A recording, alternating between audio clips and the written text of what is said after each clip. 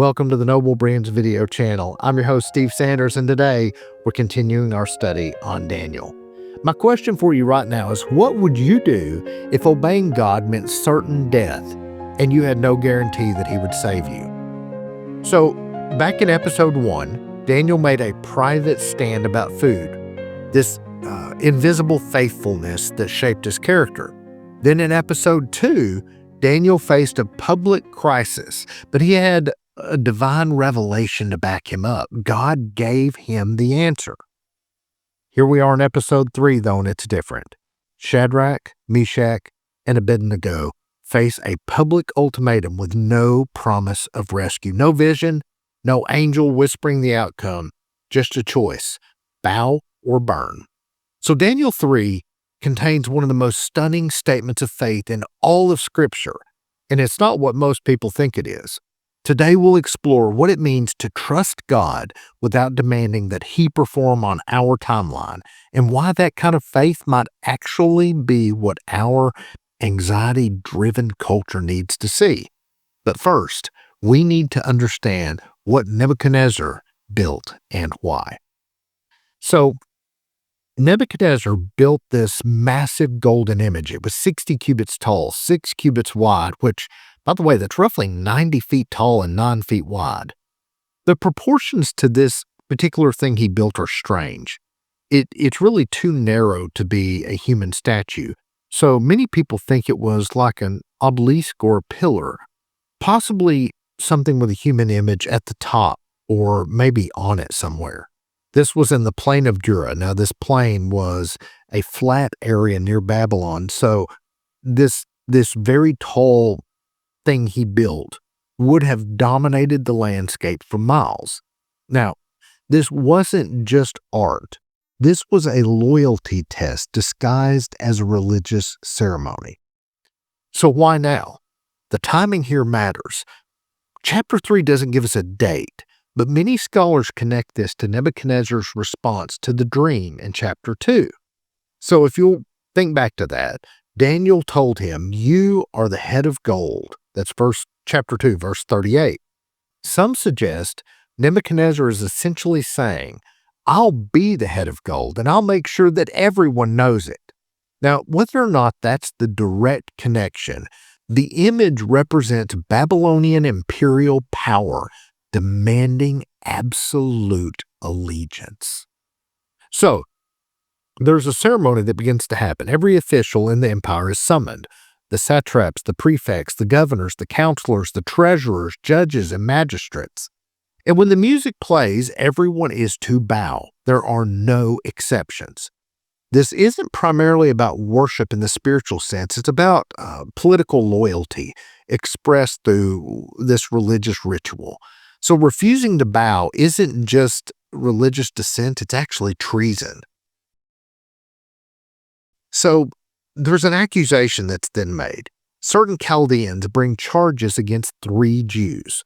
Notice the language in verse 12. They do not serve your gods or worship the golden image. Now the accusers are likely jealous, and that's probably their motivation. These Jewish exiles have positions of power. Chapter 2, verse 49 tells us that Shadrach, Meshach, and Abednego were appointed over the province in Babylon. Okay, so Daniel isn't mentioned in this chapter, possibly because he's away on king's business, or possibly because there's some sort of deliberate literary focus on his 3 friends.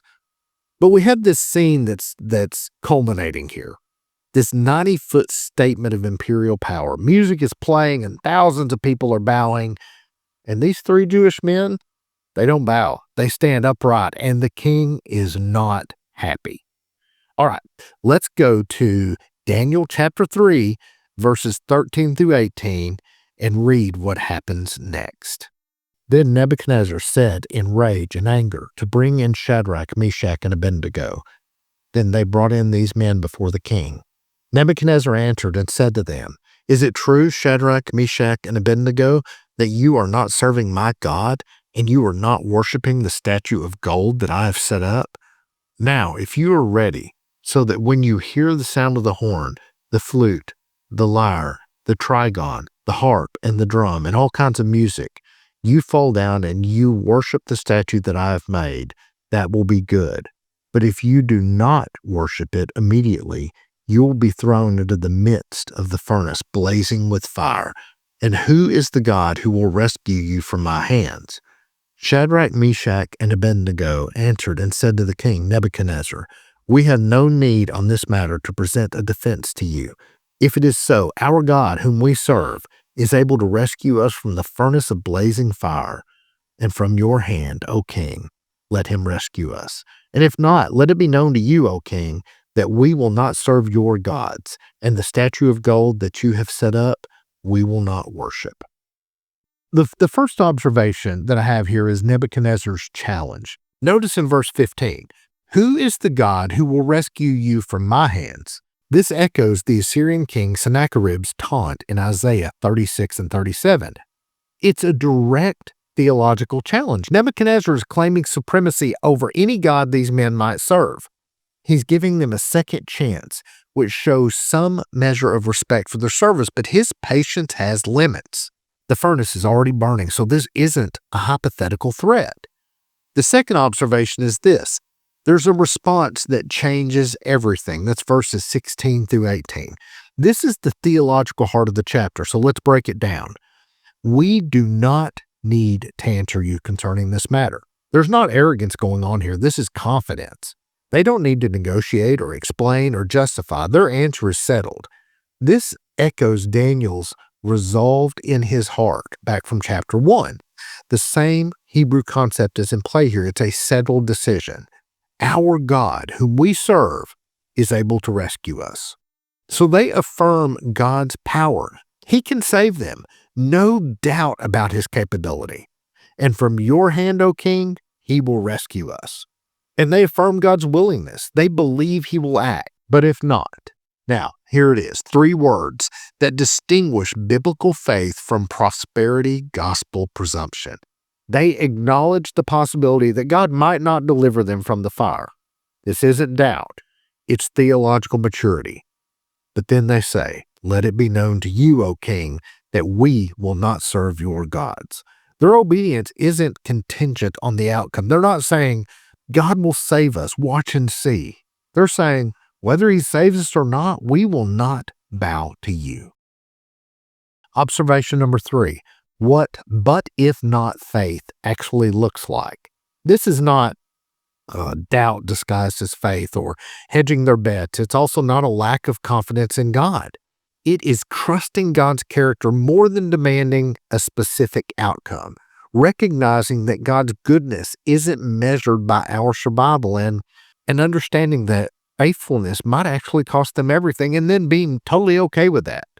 These 3 men aren't bargaining with God. They're not saying, "Save us and we'll serve you." They're saying, "We serve you, period. What you do next is your business." All right, now let's read from Daniel chapter 3, verses 24 through 27. Then Nebuchadnezzar the king was astonished, and he rose up in haste, and he asked, saying to his advisers, "Did we not throw 3 men bound into the midst of the fire?" They answered, saying to the king, "Certainly, O king." He answered, saying, "Look, I see 4 men unbound walking in the midst of the fire, and there is no damage to them. And the appearance of the 4th man resembles the son of a god."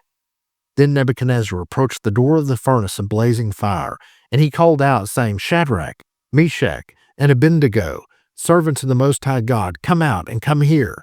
So then Shadrach, Meshach, and Abednego came out from the middle of the fire, and the satraps, the prefects, the governors, and the advisers of the king were assembling, and they saw these men, that the fire had no power over their bodies, and the hair of their heads was not singed, and their garments were not harmed, and the smell of fire did not come from them.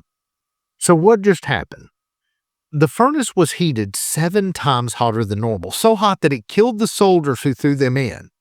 Nebuchadnezzar expected to watch them burn. Instead, he sees 4 figures walking around freely. Now, that's odd because only 3 were thrown in there. The 4th figure's appearance is like a son of the gods. Nebuchadnezzar uses pagan language for what he's seeing. But then later, in verse 28, Nebuchadnezzar calls this figure an angel, a messenger sent by their God. So who is the fourth man? Well, scholars debate this. Some see it as a theophany, a pre-incarnate appearance of Christ. Others see it as an angel, a divine messenger sent to protect them. The text doesn't definitively resolve this, and that's okay. What is clear is God's presence was with them in the fire. He didn't keep them from the furnace, he met them in it. And the result? Not a hair singed. Clothes were intact. No smell of smoke. The only things that burned were the ropes that bound them.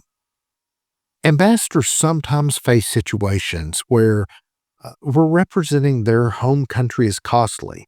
They don't get to choose only the comfortable assignments.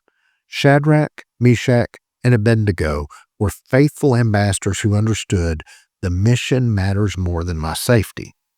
And there are three principles that I think we can take away or learn from their example. Number one, real faith doesn't demand guaranteed outcomes. We live in a culture that treats God like a vending machine. Put in the right amount of faith and you get out the desired result.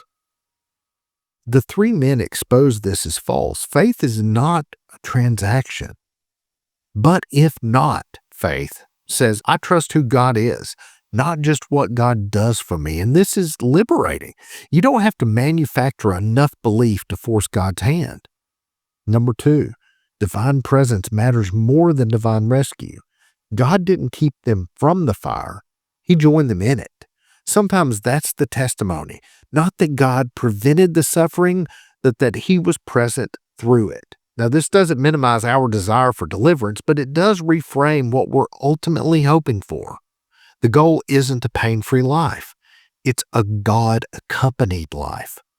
And then three, faithfulness creates witness. Nebuchadnezzar saw something in that furnace that changed how he spoke about their God. Verse 28 said, Blessed be the God of Shadrach, Meshach, and Abednego, who has sent his angel and rescued his servants who trusted him. Their faithfulness, especially the but not if part, made their God visible to a pagan king. And your faithfulness under pressure is often the most powerful sermon you'll ever preach. So there's a modern application of this. You in your life may face moments where faithfulness cost you. It may cost you a promotion, a relationship, or your reputation. And the temptation for us, to be honest, is to calculate, is this worth it? Will God come through? But Daniel reframes this question. In Daniel, we see the question is, will I be faithful, regardless of whether God comes through the way that I want him to? It's not fatalism, it's freedom. When your obedience isn't contingent on outcomes, no one can leverage you. Now, I want to leave you this in closing. There's something that sticks with me from Daniel chapter 3. Shadrach, Meshach, and Abednego didn't know how their story would end when they refused to bow. They weren't reading ahead in the script. They made their stand with a furnace at their backs and no guarantee of rescue. And yet, they responded, but if not, we will not bow. Now, that's not reckless faith. That's rooted faith. Faith that knows God's character so deeply that his silence doesn't shake it. Faith that says, you are worth serving whether you save me or not. That's the kind of faith that makes empires take notice, and it's the kind of faith that our world desperately needs to see. So my challenge to you this week is to identify one area where you've been negotiating with God, where your faithfulness has been contingent on him coming through in a specific way. Maybe it's a relationship, a job situation, a health concern, financial pressure.